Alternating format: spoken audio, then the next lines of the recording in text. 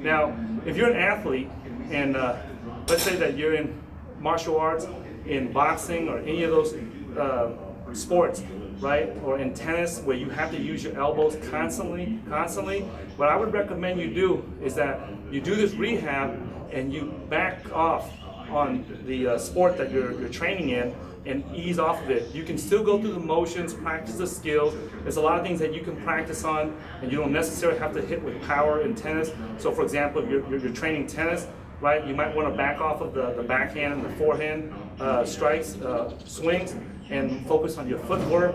Maybe you can go do some focus on your lower body exercises, focus on your agility drills. So there's a lot of things that you can focus on. You don't always have to be hitting the ball to get better at tennis. If you're in boxing or in MMA or anything like that, what you can do is that instead of hitting the heavy bag and putting more stress on your elbow, you can back off, maybe do some of the rolling in the jiu-jitsu, or maybe you can work on your footwork, you can work on your core strength, you can work on your conditioning. There's many other areas. Ask yourself, what is my weak areas of my sport, and focus on that while you give time for your elbow to rehab.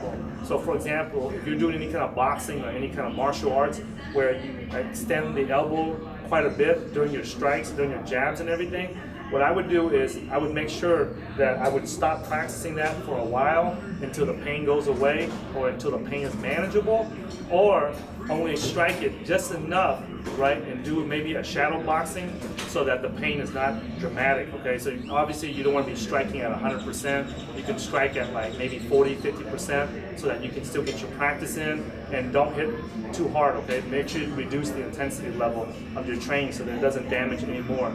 So first of all, so that's the thing, is cut back on the amount of training that you do on that.